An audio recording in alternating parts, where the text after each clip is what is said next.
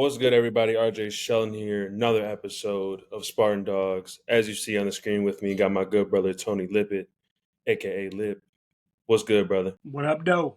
What's happening? Let's go ahead and hop right into it. Lions go ahead and beat the Texans 26-23. Jared Goff was 15 of 30 from the field, 240 yards, 2 touchdowns, and outrageous 5 interceptions. Would have never thought that I would see 5 interceptions in a game. think I've never seen that in my lifetime, to be honest. I don't know about you, but Yeah, I watched Peyton Manning. Peyton Manning did it against the Chargers one year when Antonio Cromartie had like 3 or 4 of them things. He threw like 5, 6 picks that game. I that's remember. wild. That man's got a memory bank because I would have never thought that. And especially coming from Peyton Manning. Like, what the hell? Yeah, Jahmyr Gibbs had 19 carries for 71 yards. Sam Laporta had 3 receptions for 66 yards and 1 touchdown. A lot of things to go over this game, but the biggest thing to me that kind of stuck out was the resiliency of them still being able to win this game, despite what they did on offense. Talk to me about this game for your Detroit Lions. 8-1. Looking like the best team of football right now to me, if you want my honest opinion. yeah. I mean, it was a great comeback win on the road. 2 games on the road. It's hard to win a game on the road, let alone win 2 games in a row. I mean, on the road in a row against 2 playoff teams. I mean, some people probably had, the Packers and Texas going to the Super Bowl this year. At the beginning of the year, that probably was a Super Bowl matchup for some people.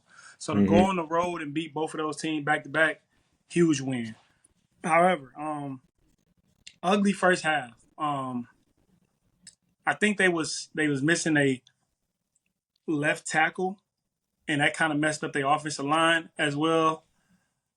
Kind of slowed them down a little bit. They was getting sacks. There was pressure. It was tip passes. A couple of them interceptions was tip passes.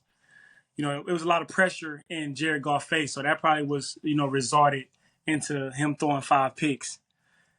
On the other hand, the Texans, they got to get healthy, bro. Like, I mean, you missing Stephon Diggs. That was a big pickup, this year for that team. Like, you thought, okay, we got a game changer receiver to come in here that got something to prove, and we're going to be able to utilize him in games like this. But him being out, that's a big blow to the offense, to the team as well. Then you got Nico Collins. I thought he was going to play. He was out for 5 weeks, I think 4 weeks. And this was the week he was supposed to come back and play. And he practiced, I don't know, I think he practiced a couple times last week, but he didn't play. I guess they was giving him an extra week, but whatever. They just don't have a lot of weapons on the outside. And it shocked me because, bro, CJ Stroud was looking, I don't know, bro. I don't know. He was looking, I'm not even going to say like he was looking shook. He was just, I don't know, because I don't want to say the moment was too big either, but it looked like the moment was a little big. I feel like you should win that game at home. Yes, a great team, and you need to come, but you're a great player. You're one of the great young quarterbacks in this league right now. I think that was a game he should take, especially going into halftime up by 16 points, and didn't score no points in the second half. So the adjustment that the Lions made in the second half was big time. They made plays when they needed to make plays. Jahmyr Gibbs looked good running the ball. Like, he was damn near, bruh. It was a point at a time in the second half. He was damn near getting like 10 yards a pop. You feel me? Like, he was kind of taking the game over a little bit. And they opened it up a little bit for Sam Laporta, for him to catch the touchdown pass off the play action. And then you got St. Brown within that 15-yard area for where he can find his way, find his, in the slot. And he was able to make some big plays as well. So it was one of those ugly wins, but it's a win. A win is a win. I don't care how ugly it is. You turn the ball over. It would have been bad if you lost. You feel me? But once you win, it kind of covers things up. It don't hurt as bad because you won. But they have to make a few adjustments. Both sides. The Texans need to get healthy. And they just need to play better. Like, they didn't really play that good. Like, they left play, even though they caught 5 picks, there were a couple plays that they should have caught as well. Like, it was a couple more they should have caught. It was a deep ball in the first half. They threw a post to J-Mo. And Stingley went up and tried to catch the pick. But it was a clear pick. He dropped it. I'm like, bro, they were saying he was like a very good wide receiver in high school. He was one of those two-way guys. Like he was a very good wide receiver as well as DB. I expect him to go up and make that play on that ball. And they just didn't make, even though they had 5 picks, they didn't make the plays that they needed to make. So that's why they lost. A great win, great road win for the Lions to go into Houston and win. And they just continuing on with their momentum, playing Detroit football. Love it. Yeah, no, that game was wild. I was like, I have never seen a quarterback. Obviously, you had mentioned earlier Peyton Manning, but it's just like, bro, this man already got 4 or 3 interceptions. It's not even halftime yet. Like, Yeah. I'm sitting here like, what's going on? Like, there's no way that they should win this game. And then they come out and they do. And I want to touch on what you talked about, C.J. Stroud. I really think the moment was too big for him. Because now what's happening, right? You got in the beginning of the season, you had Stephon Diggs, you had Nico Collins, you had guys around you that kind of could go ahead, and you just had to throw it out there. Now it's at a point in his career right now where he actually has to go ahead and be the guy. Yes, he was the guy last year, but that's a little bit more different when you got pressure now on you to make the throws. 2 guys like, I think it was like Mitchie the third. Great, he had a great game. He was playing very well for them, and I just think the pressure now is more on Stroud because he has to be more decisive. And it showed this game that he was like, he came off of, I think the gamer had a press conference. I just saw something on Twitter, something like, I needed to play better. So, like, if he's saying that with himself, I think he knows now, coming what he did last year, having all those weapons and having all these weapons up to now, injuries play a part. As you mentioned earlier, he's like, oh, shit, like, I actually got to go ahead and take my game to the next level. Talk about always on here that you got to always evolve. You always got to get better. There's just no way you can just be stagnant in the NFL, especially at the quarterback position. So I'm definitely with you on that, I think he was a little shell-shocked, playing a very good team at home, knowing just now what he needs to do. But back to the Lions, this was a grinded game. This was a game where it's just like, I don't know what else you need to see from this team, to be honest. I don't know what any type of win you need to see. They've done it to where they've blown teams out. They've won to 2 teams, Packers, Texans, for sure, that will probably be in the playoffs. They went there and took care of business. I don't know what else you need to see. I think they're better than the Chiefs right now. So shout out to them. 8-1, first in the NFC North. They got the Jaguars next week, or this coming week, excuse me. They're doing their thing. So yeah, that should be a win for sure. I would say, to go back to what you're saying about CJ, I mean, that could be the case. I would tell you this. I bet this offseason gonna look a little different than it did last year. yeah, You ain't gonna see him all over the place. And I'm not saying he didn't put on the work. If I'm saying, I think he puts in work. And but the way he was talking this offseason was like he had it figured out. And I be telling you, like, bro, the game, this game, you don't have it figured out. You got to figure it out every year. You right. have to, like, it's gonna be different every year. Like Peyton Manning had to go back to the drawing board every year, because if you slip up, they not gonna slip up, because you got all of these defense coordinators, all of these coaches. They trying to find ways to stop you. They going into watching all of your tape to see what you do right, what you do wrong. Who do you like to throw the ball to on third down? Where do you like to throw the ball to on third down? Where are most of your completions going at? Like, they're dissecting your game to a whole nother level. And you have to put that in consideration. And I would say, like, from what I seen in the game, like, he wasn't throwing guys open. He made some throws, but it was some throws like the interception he threw in the first play of the second half. It was just thick. He ran an out route, but the corner was damn near squatting. You can see him ready to break. It's quick game. It's the first down. You playing off. It's cover 4, but I'm still responsible for that. I'm literally looking at you and feeling the route at the same time. You can't throw an out route behind a wide receiver in the NFL. Maybe you can do that shit in college. You definitely can do that in high school. You can't do that shit in the NFL. You feel what I'm saying? And then on the touchdown, the other interception he threw to Tank Dell in the end zone, Tank Dell was wide open, but he floated the ball. It's like he was kind of like, bruh, like, when I see stuff like that, I be thinking, like, I'm not saying he's scared, but it's like he hesitant on what he see. And you gotta throw the ball. You gotta throw it. Like, you gotta put shit behind. You can see that it's something you can see that the game, you can see that it's on him right now. You feel what I'm saying? I can see it in his demeanor, in his eye. Like he don't look as loose as he was last year. But like I said, this offseason gonna be a lot different for him. Because if you want to be great in this league, you got to continue to evolve. You have to continue to get better. And that's just what it is. Just check out Andy Reid. Check out Patrick Mahomes. They get better every year with their schemes, how they want to attack you, what they want to do, how they want to do it. And you have to get better. So that's what I see. I definitely still think he's one of the best young quarterbacks in the game. But sophomore slump, maybe gonna go into that third year. You have to, figure it out a little bit more. And he'll be better for that for next year. But I still rock with CJ, but he having a little sophomore slump year for sure. No, absolutely. Hopefully, goes ahead second half of the season here, turns it around. But back to the Lions, 8-1. I would definitely say a sleeper, especially playing the Jags. They've been playing some teams pretty tough, even though they've been at home. I don't care if it's home or away.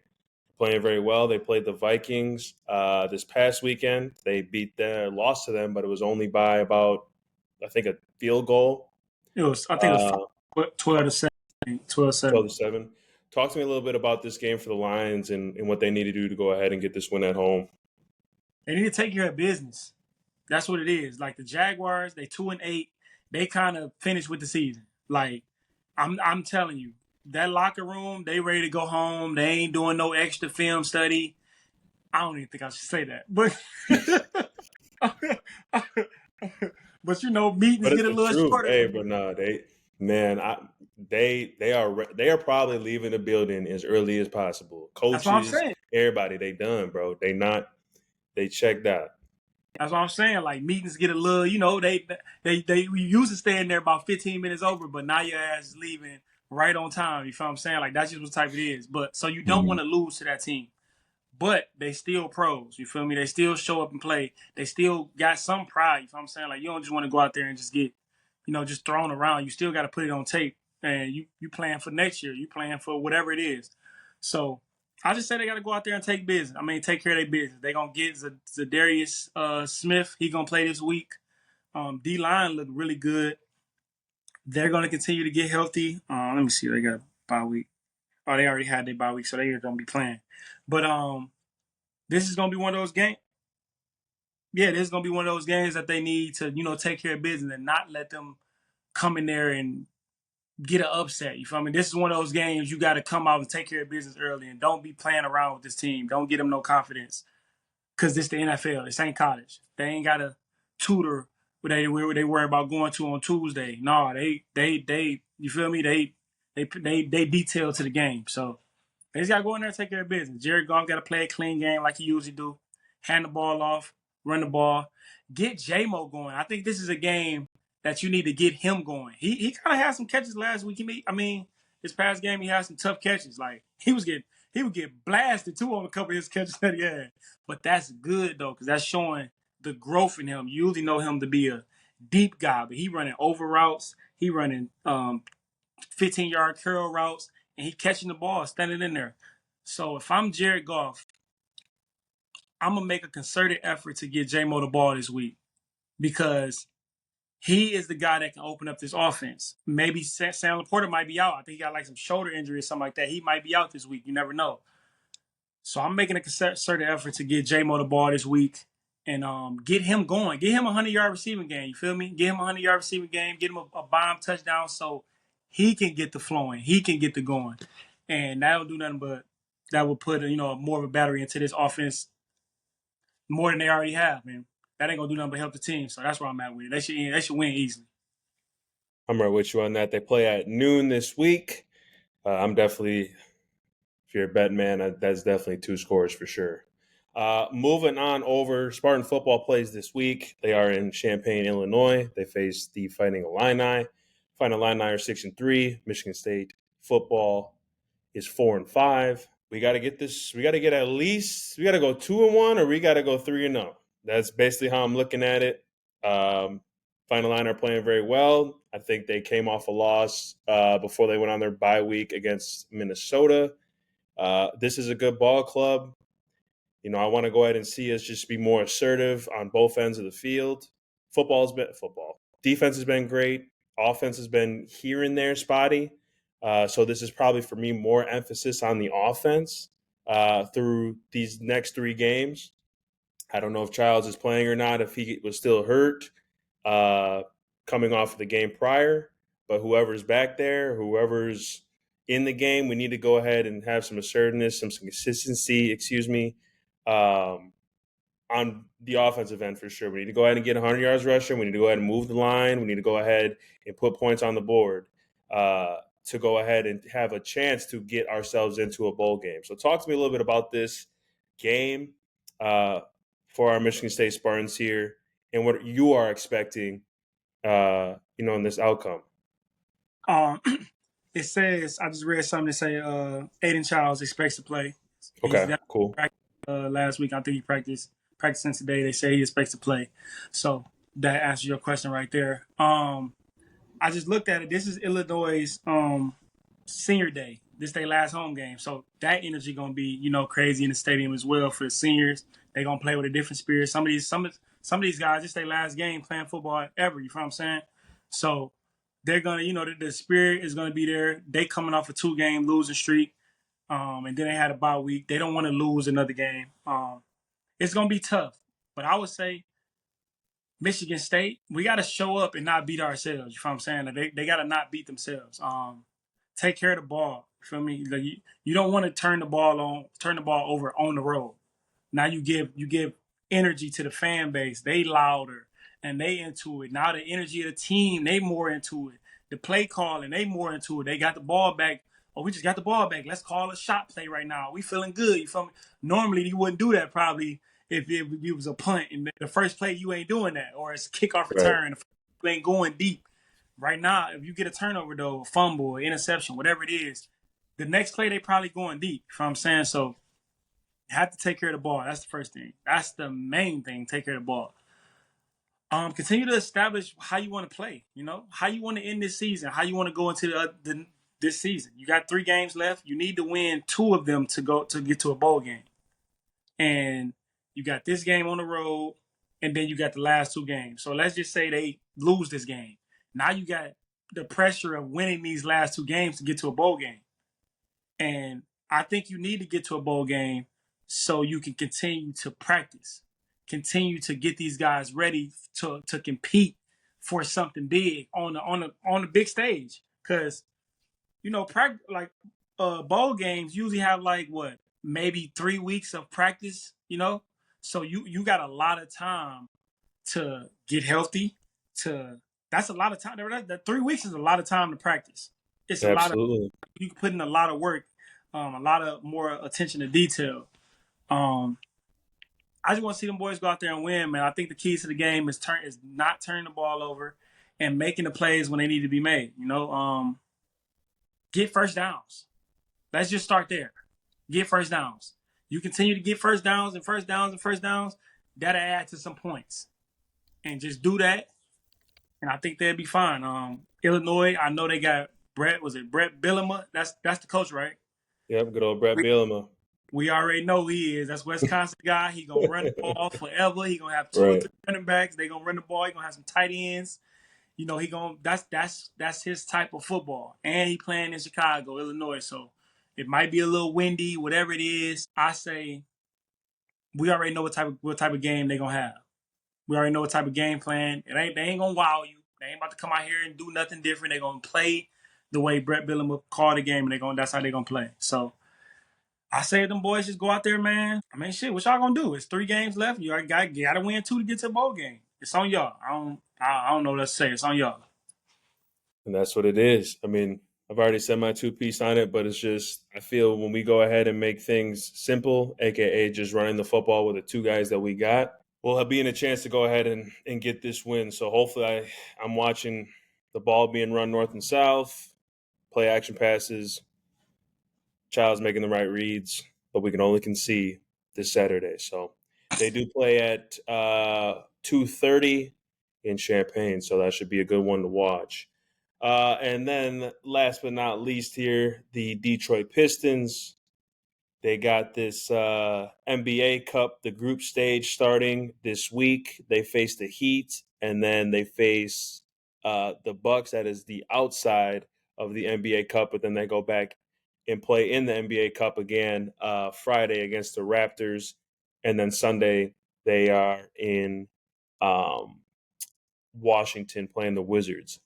How are you feeling about this team right now? Granted, they did lose this past Sunday to the Rockets, 101-99.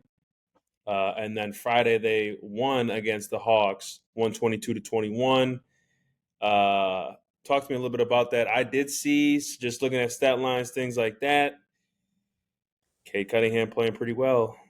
I mean, I was, contemplating to go ahead and possibly say that, he's the guy that's got to be the vocal leader and the guy that's got to lead these guys. And you said that as well. It's looked like he's doing that. Granted, they're coming up short, but when I see close scores like that, something's happening. There's trying to go ahead and turn something over. So talk to me about this team up to now, or your thoughts of this Detroit Pistons team. Got 4 wins. They're the 10th seed right now, so they with the playoffs stop today, which you don't. But we talking the MVPs right now. It's 10 games. Who's the MVP? It don't fucking matter. They got 70 games left. Right. They make the playoffs if it started today. Like you said, Cade Cunningham, I think he had like 2 or 3 games straight where he had triple doubles. He's leading them, man. Like, that's what I wanted to see. I don't want to see him get hurt. I want to see him continue to play and play. I don't want to see, because he got to be on the court. Like, bro, I don't care how good you are, how much of a leader you are. If you're not out there, you ain't going to be that much of a leader. You got to be out there. Like, they got coaches already. They don't need you on the sideline coaching, bro. Like, you got to play and you got to lead. You can't really lead from the sideline. So hopefully he's doing the things, the right things to take care of his body, take care of his mind, so he can stay healthy, because he is the leader of this team. Even though, I'm not going to call him the leader, but he's the guy on this team. When you talk about the Pistons, the first name you're going to bring up is Cade Cunningham. So Right. That's what that is. They got some good wins. Like the Hawks is a good win. I mean, the Hawks got some good young guys. They got the #1 draft pick guy. They got Jalen Johnson. I like Jalen Johnson. I like him. He cool. And of course they got Trae Young, but they got some good wins. I mean, last year I think it took them down there 60 games to get 4 wins. 50 games to get 4 wins. They 4-7 already, so they on the up and up. They're playing a little better. But the months of November and December is a little tough for basketball players. They feel like they're getting bored, and they don't want to play. And a lot of guys are getting hurt too. A lot of these guys are getting hurt, and they're gonna miss games and things like that. So if they can take advantage of the opportunities that they have and just continue to play competitive basketball, they might sneak a couple wins in. You know what I'm saying? Like, they might grab a couple wins. You never know how some of these guys gonna play on a Tuesday. You feel me? On a Thursday, or on a Sunday. You don't know how they gonna play. So if you just continue to come out there and play with that attention to detail, that focus, and a good energy, and you will put yourself in position to win. And that's all I want to see from them. So we continue to see how they win. See how they play, and we'll see if they can win, No, that's real. I definitely think when I just look at their roster here, and especially their age, besides obviously kind of the veterans, Tobias Harris, you got Hardaway Jr., they're young. Yeah. I mean, Malik Beasley, like, they're a young group, so hopefully, that's the biggest thing out of all sports, is staying healthy, as you said. Hopefully those guys, can go ahead and get some momentum, which I think they do, even though their record is, 4-7. But the games that I've watched, when I watch a basketball game, especially in the NBA, like, you want to see some type of purpose on the defense and the offensive end. And I think their coach, what they got going on, they got that going, especially on the offensive end. Like, I'm watching the Bucks, and I have to sit there and watch ISO ball all day, every day. It sucks. That's what happened when you trade for Dame, though. Like, anyways, we don't even need to talk about the Bucks, because you already know about the Bucks, what goes on. That's a whole nother. We'll save that for another time. I just don't even want to talk about the Bucks right now. We'll just talk about the Pistons. Anyways, they got the system. They know what they're doing. They got players. They got young youth guys like Ivy. I love watching Ivy play, even though he might have up and down games, but if he stays consistent, he can be another guy to help Cade. They got guys around, basically, is what I'm saying, and they got a system to where they know what they're doing on offense, they know what they're doing on defense. So I'm excited to see what they do, but they're trending in the right direction. Long season, though. It's only about 12 games or so. Well, we got this segment, obviously, called Speak On It. I went ahead and took my good brother Lip's, phrase. Gonna have to go ahead and give some on the back end money wise. But anyways, Kyler Murray. There's obviously talks right now that he's in the MVP category. Talks. And obviously, there's a list full of guys. But I just want to go ahead and read off some of these stats because I think they definitely need to be talked about from him. We are in 10 games. He has over 2,000 yards throwing. He has 12 TDs, 4 rushing TDs, and only 3 interceptions. Quarterback rating over 100. And their team is number 1 in their division right now. They were 14-3 last year. So around this time, they didn't even have a win up to this point. They were 3-14. They were 3-14 last year. I was about to say, I know they wasn't 14-3. No, 3-14. Excuse me if I got that mixed up. Yeah, no, they were 3-14 last year. Yeah. Talk to me about Talk to me about Kyler Murray right now because I was seeing that the ESPN and other radio shows, or not radio shows or TV, whatever, they had him. It was like the odds of him was 22-1 for him to win it. But they had some quarterbacks up there in front of him or above him that I'm like, I don't know. But talk to me a little bit about Kyler Murray and how you feel about him. First off, those are some good numbers. He's playing winning football. I like Kyler Murray, man. I think he's very accurate. I think he can throw the ball. I think he plays winning football. Like I don't think he like beats himself a lot. You know what I'm saying? Like I think he plays winning football. And you can tell how he be running around the field and scrambling and making throws because he can throw the ball. I think he can throw the ball anywhere on the field. He can throw the ball anywhere on the field. And he little. You feel me? Like he can see like that. That's big time right there. We don't know a lot of people on this team. You know what I'm saying? Yeah, you know the James Conner. They just drafted Marvin Harrison. You're here rookie, so you don't know. You got Buda Baker. But besides that, who else is on this team? We don't know, but he got them guys playing well. He got them guys playing competitive football. And that's no diss to the guys on the team because I already know what it's like being in the NFL. Shout out to all y'all guys. Keep doing y'all thing. But he is making his team relevant, like, to a high standard. Like you said, they was 3-14 last year.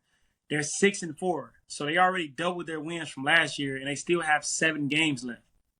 They're number 1 in the division at 6-4, and they 2-0 in their division as well. So, like I said, if the playoffs started today, they'd be the 4th seed right now playing the Vikings. And I think I ain't gonna lie to you, I think they beat the Vikings, bro.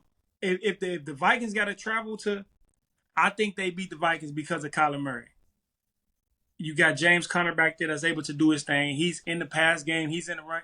Let's talk about his career. Yeah. I know the Steelers kind of miss him. I ain't going to lie because I don't think Najee Harris is it over there. But James, bro, he be playing. He been running the ball. Like, he done been very productive these last few years with them. And I think that's because of Kyler Murray. You got a guy that you can't play him single high. You feel me? You can't play man-to-man a lot with him either because he can run around and scramble and do all of these things. And that just opens it up for the rest of that offense. Trey McBride, I don't even know who the wide receivers on a team like that besides Marvin Harrison. But he's been throwing to more of the tight ends. I forget their names, but they got. I know Trey McBride. He's nice. That tight end. That's what he is. He's about to get paid. Yeah, he's nice. He's been snapping. He's been snapping for them. Top 5 tight end, nice. Like not just because he's throwing the ball, he's nice. So, like, Kyler Murray is making those guys around him better. Because if you don't have a quarterback, the spirit of your team gonna be down. If you don't have a winning quarterback, the spirit of your team, the energy is gonna be down. But if you have a quarterback, he's gonna rise everybody around him. The level of play, it all will be, because he's gonna cover up so much because he's a great player and he's touching the ball every play. So I would say he's a little closer than I know. I think I seen the list that you had on there. He was like a 22-1. It was like 5 people in front of him. Of course, Lamar at the top, but it had like Patrick Mahomes and Jared Goff and some of these guys. And I think Kyler Murray is having a better year than Jared Goff. Even though Jared Goff have these completion numbers, and we just like, oh man, he's completing the ball, 18 for 18. But it's like, I think Kyler Murray can throw you back into a win. Like, he's one of those guys that if I said, hey, we got 3 downs and all of them gonna be pass plays, and everybody in the world know they're gonna be pass plays, he can complete 3 passes. I think that's big. Like, people say, like, oh man, it's just 3 passes, but you got to think about it. The game, you only get 3 downs to get a first down. If I got 3 downs and I'm passing the ball on every single one of them, and everybody in the stadium, the defense, everybody know that I'm passing the ball, he can complete 3 passes. And I think that's big time. He's playing at a high level this year. This is probably the best year Kyler Murray has played because he's healthy. You want to see him remain healthy because around this time he usually like fuck around and get hurt or slow down, something like that. We're having 7 games left. So I think Kyler Murray doing his thing, man. They add a couple more pieces to their team next year. I think they can mess around and be running that division. Who knows? The 49ers look like they're kind of tailing off a little bit. So Kyler Murray got them boys playing well, and he's definitely an MVP talk. So love what he's doing. No, and to add on to what you're saying, like, just imagine the teams, obviously, right now that are playing well, and you put Kyler Murray on that team and what that team would be. Him actually I think about this all the time, like the Vikings, Packers, Vikings. Packers got their quarterback. I know, but I'm just saying though, like he could still go to any one of these teams. I feel within the 32 teams or teams that are always consistently in the playoffs and play very well and play at a high level. Yeah. Even before he got hurt, he was balling. Yeah. I mean, he was the top quarterback off the draft of his class. He got drafted as well in the MLB, so he can throw the football. And there's no question about that. It's just, I think right now where he's at, and like you said, he's playing very well. I just have a lot of respect, and I actually love Kyler Murray because I just feel like if I were to play quarterback, like that would be the type of player that I would be. Oh, you'll be a little motherfucker out there running around. Just running around and just throwing a sidearm. He don't only do that though. Like, he can sit in the pocket. He can beat you from the pocket too. That's what I'm saying. He does everything. Yeah, Caleb Williams need to watch him. Like, cause Kyler Murray was the same offense, the same coach. He's smaller than what's the name. Like, Caleb Williams need to watch him. But Caleb Williams, we gotta talk about him too. So we're gonna go ahead and switch right now into that. So, but all love to Kyler Murray. Hopefully he keeps balling because it's always good to see him in the league and playing at a high level at the quarterback position. Bears. If he do keep balling, which I think he will. Like, let's say he win that division, and let's just say they 12-5. Feel me? 12-5, and they win that division. That's a tough division. You got the Cardinals. You got the Cardinals. You got the 49ers, the Rams, the Seahawks. That's a tough division. It's gonna be him or Lamar as the MVPs. I think it's Lamar for sure. I don't think Lamar is gonna like fall off or anything like that. But those are gonna be the 2 MVP picks by the end of the year. I'm telling you that those are gonna be the 2 picks if Kyler Murray win that division and win 12 games. Just watch. No, that's right. I'm right with you on that. But it'll still go ahead and Lamar Jackson will win. Anyways, trying to set people up there. No, I'm kidding. That's the truth, though. Lamar Jackson's 1-1. Bears went ahead and fired Shane Waldron, offensive coordinator. Kind of probably saw this coming in the beginning of the season. If you look at this team from an offensive perspective for the Bears, it looks terrible. But also it's on Caleb Williams as well for holding the football a long time. They don't have an offensive line. They really don't have an identity of what they're trying to do anyways from the offensive end. Obviously, they're feeding Swift, but they got guys like Duze, they got Keenan Allen, they got DJ Moore. So you got all 3 of those guys. 2 of those guys are number ones. One of the guys, the rookie, he's just coming in to go ahead and figure out where he belongs. But as we've seen throughout this whole draft, Caleb Williams and Duze were talking about, me and you can be running this thing. So there's so much confliction going on with that offense. Obviously, just the head fired their OC. talk to me about just this whole situation right now for the Bears on the offensive end, because it's a shit show. And I think it's going to continue to be a shit show throughout this whole season if there's not a guy that can relate to Caleb Williams and have that connection. So talk to me about it. Yeah, I mean, Justin Fields don't look so bad right now. I remember last year he said, maybe it's the coaching. After one of those games, he was like, shit, maybe it's the coaching. I definitely believe bad coaching can tarnish an entire team. And I would say in this case right here, it's bad coaching. My thing with these coaches is like when you know how they've been wanting to fire this coach. I don't even know his name, but Everfuse or something like that. They've been wanting to fire him, right?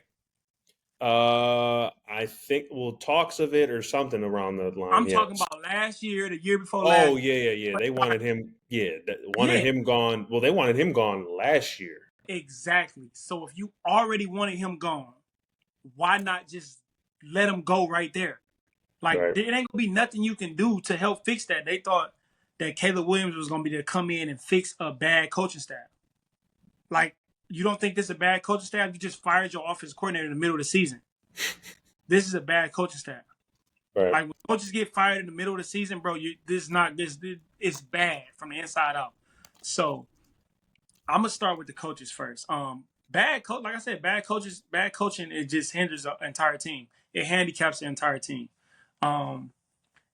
I don't think Caleb Williams ever believed in this coaching staff. And I'm not saying it like he's one of those guys that, I'm come over here, I'm a Super Bowl champion, I'm this and I'm that. But he was a little proven in college. I mean, they gave shit. You see how they treated him? Number 1 pick. They didn't care about. They was trying to get it set for him already. Right. He don't believe in that coaching staff, and that's probably a reason why he holding on to the ball, because he don't believe in the schemes. The schemes don't probably make sense. They're probably calling plays plain as day. They probably calling the basic amount of plays, and they're trying to tell people, hey, this is the right way to do it. If you don't have coaches that can relate to these players, especially your quarterback, it will never work. If you keep trying to get quarterbacks to come in and fit your system, that's not going to work. You have to work with this quarterback, especially at number 1 pick. You have to work with what they do well. Especially your first couple of years, you have to do what they do well the first couple of years. Example, Jalen Hurts. When Jalen Hurts first starting, he was doing the little things.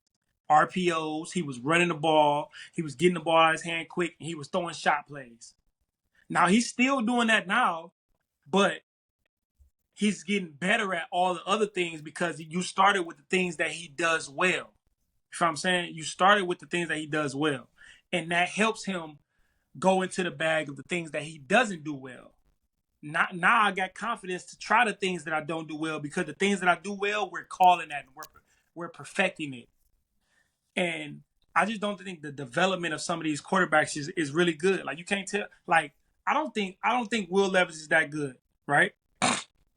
But I also don't think he's in the best position to showcase whatever his gifts are. That's what I'm saying. Like, it's certain things that can hold a team back. And if you can't relate to the players, if you can't, work around you got to build with your quarterback. You can't just come in there and say, oh my God, he's super special and he can do all these type of throws.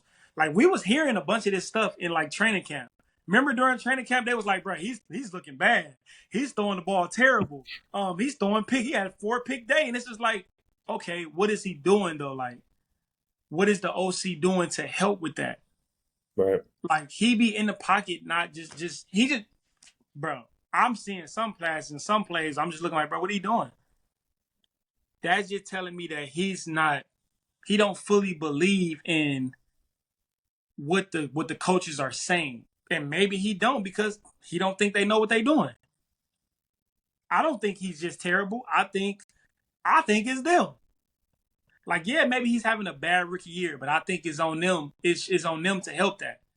They let him walk in like he was, Lamar Jackson already. But it's like, even Lamar started doing things he was doing, started with doing the things that he did well, running the ball, the veer option, the read, the this, the that. Then he start opening up to I'm gonna throw an over route. I'm gonna roll out this way, throw a screen. I'm gonna do this. Now he just sitting in the pocket, picking motherfuckers apart, but because they built the foundation. They don't have a foundation with Kevin Williams right now, and that's why they got fired. And you can tell how he look.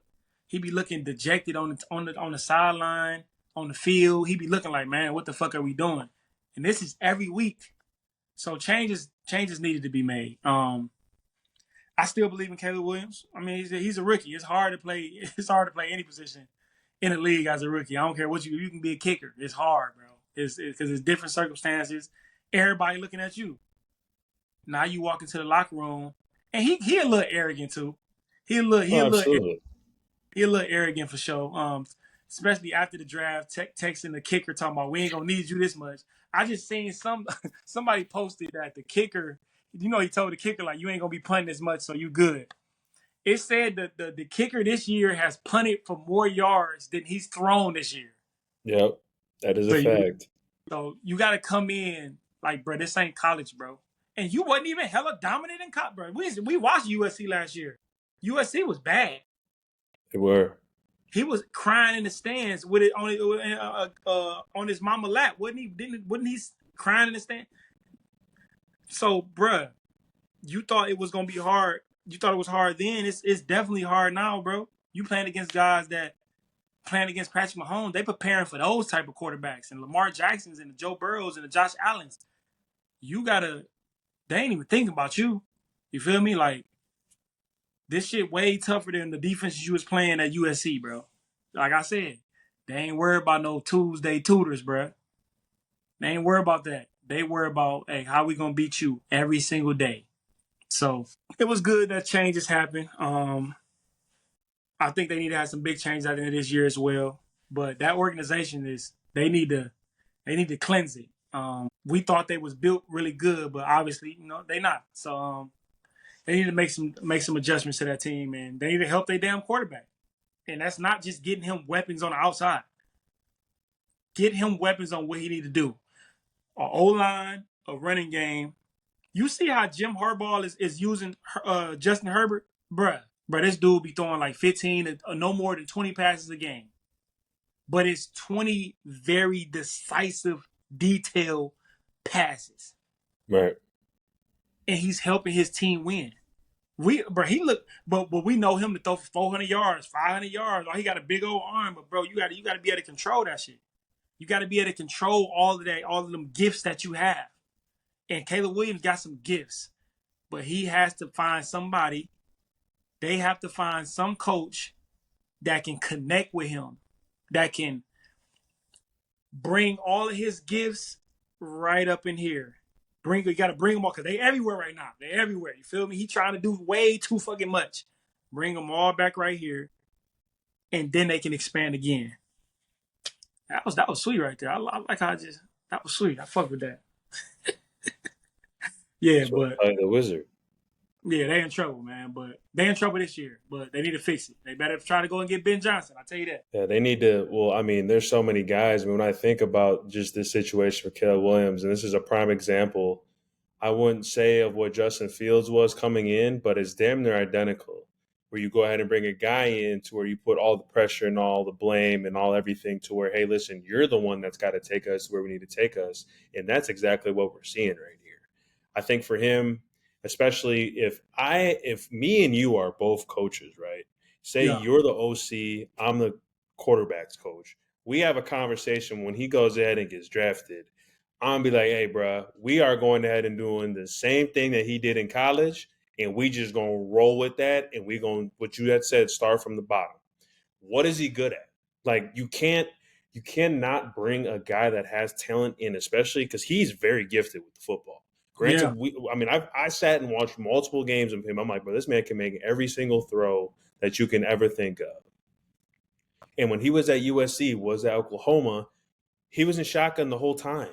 So it's just like, if I'm seeing that, we are staying in shotgun because you got to understand, you already hit on it earlier, he's a younger guy. He's a fresh dude coming into the NFL to where guys have been playing 10, 8, 7, 6 years. They've seen everything. He hasn't seen everything yet. So how do we go ahead and minimize this thinking process? We do what he did in college and we bring that shit to our organization, especially if this is going to be our guy. And we are seeing none of that. Like I watched the game last week. It's like he literally, why he's holding on to the football could either be that what's being called isn't open, Yeah. and he just doesn't have time because the O line is trash. And then on top of that, he's like, okay, you got to think that this man under 25. Yeah. So now he's trying to be superhero because he sees all these greats ahead of him. Said it, Lamar Jackson's, Justin Herbert's, Jordan Love, all the top guys. Like, well, I need to go ahead and continue to compete with that. So he's got so much things going on with his play, and I think it was the same thing with Justin Fields. So as they have got to go and get someone that can accustom to what Caleb Williams is good at. Put him in. Go ahead. I like how you just said that he looking at all those other guys. Yeah. But he's also looking at Jaden Daniels look really good in his class. He's looking at Bo Nix look really good in their situation. He's looking at Drake May. He just lost to Drake May. Drake May look all right, bro. For him sitting for 7-8 weeks, he looks like those 7 to 8 weeks help, bro. You need time, bro. You need to know how to travel, how the game is going to be called, what it looks like before you just get thrown out there to play. So, like these quarterbacks, bro, you have to not just throw some of these rookie quarterbacks in there and just let them play. I'm not saying that they can't do it. You feel what I'm saying? Because obviously we see Jaden Daniels been starting since week 1. Bo Nix been starting since week 1. But a lot of rookie quarterbacks fail more than they succeed. Right. Look at Zach Wilson. Look at Trey Lance. Look at Trevor Lawrence. Bum. Look at, I can keep going, bro. I'm trying to think of these names. Daniel Jones. Look at Justin Fields. You feel me? I can keep going with these quarterbacks. A lot of quarterbacks that don't pan out to be what they be because they just throw them in a fire so early, and you don't want to throw motherfuckers in a fire that ain't ready for it right now. Sometimes you need to sit back and watch other people, and sometimes you need to earn it. Like he got a seat captain on his jersey for what? Because you a quarterback? Every quarterback is not a captain. Breaking news, bro. Every quarterback is not a captain, bro. I know y'all swear that quarterbacks got to be captains. They're not. They're not captains.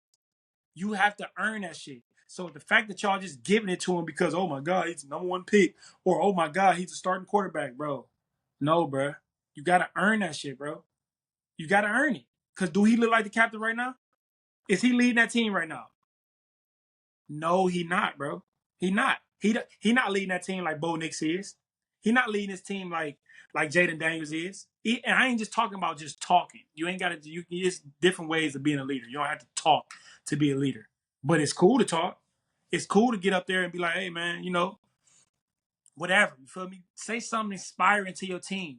Don't have your team walking past you and just bumping you like they don't even see you because they damn near don't even like you like that. Like, he brought a lot of this shit on himself too, but that coaching staff trash as well. But he better figure it out. The league ain't waiting on nobody. You see Baker Mayfield, he got a chance, but he went to 4 different teams before you feel me? Like 5, 6, 7 years. Of course they're gonna give you a chance with no 1 pick. But they just traded a guy that they thought was their franchise right before you got there. And they didn't give him a second contract. So better figure it out. No, they got to. It's wild to see. I feel they're just repeating what they just did with Fields. So power to you, but I mean, you got to go ahead and just to end this Caleb Williams, you just got to get things accustomed to where he sees it now, not where he has to look. Like when I see him go like this, like reads, like taking all day, he's not there yet. You don't have an O-line built for that. And I thought you would have wide receivers that can do it. Clearly not. What does that come down to? The preparation of what you guys do and what you guys install is trash. Yeah. That's why this OC left. So hopefully they do something different. But the way it's looking, I don't think so. If you got the O-line that can't go ahead and protect Caleb Williams, I mean, he's been sacked already like 38 times and has been pressured over 100, I think, within like up to this week. So that about case closed on everything I'm about to say after that. So, like, it's sad to see, like, because he's a talent, but that's just like everyone that comes in when we do this draft. You want him to save the franchise, but the coaches and the organization and the head people put a young guy in a position to where he's not ready for, or he is ready, but you don't get him ready to go ahead and that security blanket behind him, knowing that he can go ahead and ball out because you don't have the pieces for him to go ahead and be a good player for your organization. And it's sick to see. So, but with that, man. Hold on. quick little combo. Rewind. You watched the 49ers game? We had Tabor getting choked out. Well, let's just clarify what happened. Yeah, no, clarify. The kicker missed 3 field goals. Like, you miss one, it's like, all right, you missed one. You missed 2, it's like, all right, nah. And you missed 3, it's like, man, what the fuck you doing? You feel what I'm saying? Like, we on the sideline watching you kick, like, what the fuck you doing? That's just like a wide receiver dropping. You drop one pass, then you drop a touchdown, then you drop another touchdown. We like, bro, what the hell you got going on? So after he misses the 3rd field goal, they come to the sideline, and Debo, a captain of the team, one of the captains of the team, he basically, I think they said he told him, did you? I think he told him, like, tighten up or make the damn kick or something like that. Something just like on some, like, bro, come on, bro, like, lock in. I think they say he told him to lock in. And Tabor came and, like, kind of like, intervened himself, and that's when Debo, like, shoved him out the way, like, man, get your ass on. What are your thoughts regarding that? I want to hear what you guys say about that. Like, have you ever seen anything like that? A player, like, basically mush and shove his teammate, on the sideline of a game like that. But talk specifically about this situation. Well, you got to know Tabor as an individual. So, number one, is no surprise that we played with Tabor. We played with Tabor. But I mean, realistically, you have a C, or your peers look at you as a captain for a reason. Number one, they hold you in check. Number two, they go ahead and they want to win. And I think Debo has always been the type of person that he takes this shit serious and he wants to win football games. And the lastly thing is you get to do a job, especially playing in the NFL. Not a lot of people, if not the smallest of people, can do what you do. So I would have done the same goddamn thing. Like, hey, bro, we trying to win this game. And we're trying to get back on track because they're second, but their record ain't looking like it used to be when we see the 49ers. 49ers up to this point right now are first or division. You got Debo cooking. You got Ayuk doing his thing. You got the defense holding teams under the 20 points. You know what I'm saying? So they're scratching and clawing right now to really find out, hey, listen, we need to get back in this NFC North before it get ugly. Excuse me, AFC. No, there's NFC. No, it is NFC, isn't it? NFC West. Yeah. We need to go ahead and actually get into a position to get into the playoffs because we're not playing like it right now. Yeah. And I believe they lost. Did they lose to the Cardinals at home?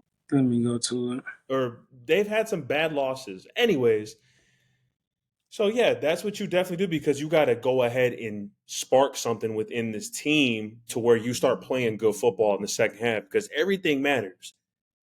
You trying to tell me when you get into the playoffs and the kicker misses 3 field goals, you ain't think you're going to lose that game?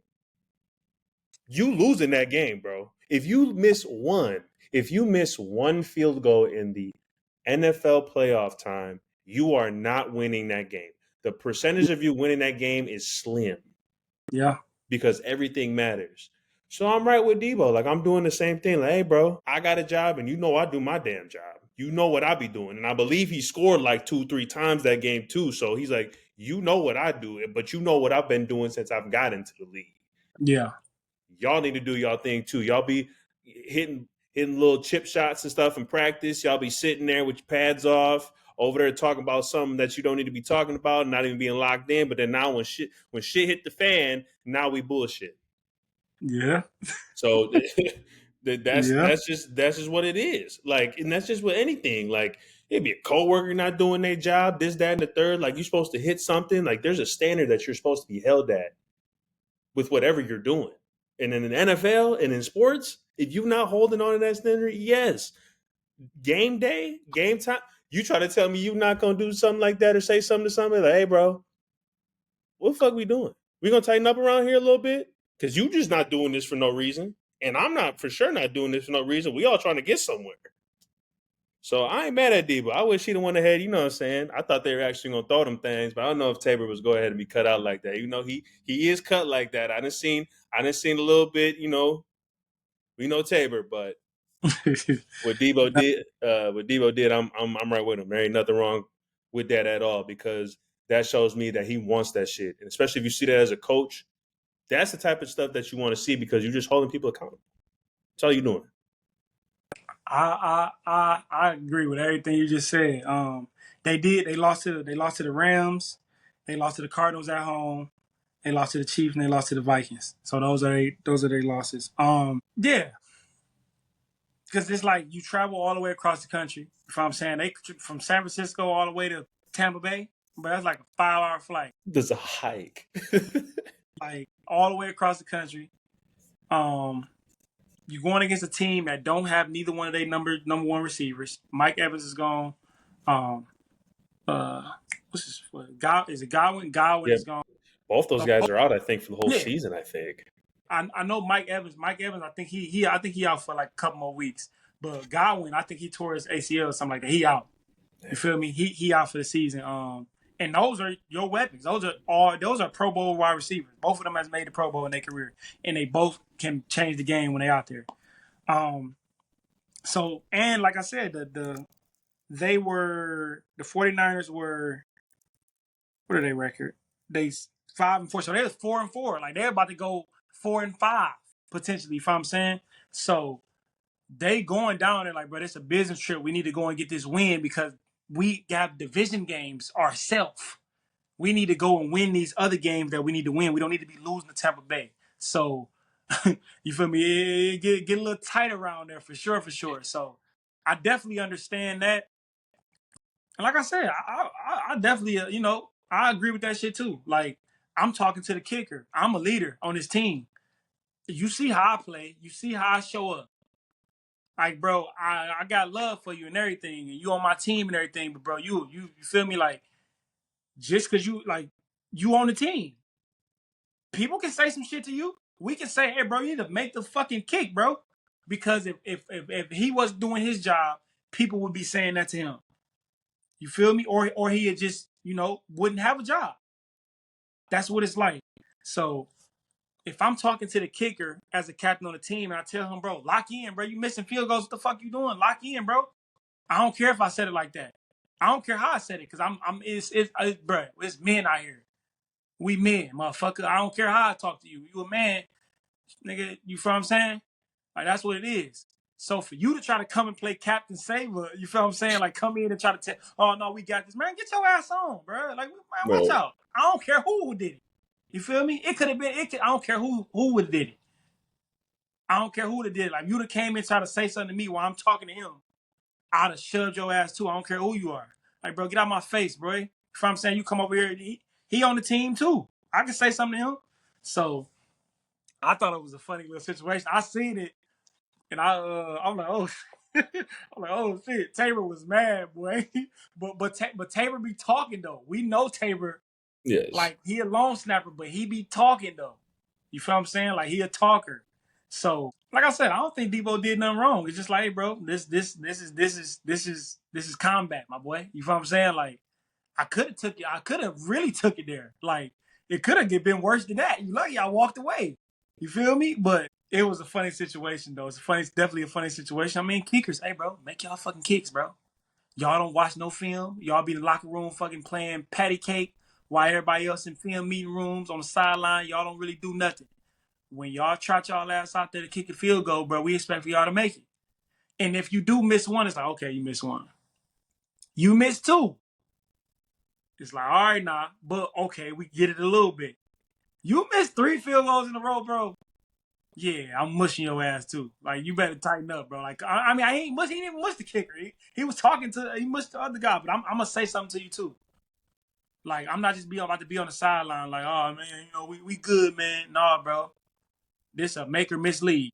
As far as kickers, this a make or miss league. Like basketball. It's a make or miss. Kickers, it's a make or miss league, bro. If you not making the field goal, because that's all you fucking do. Right.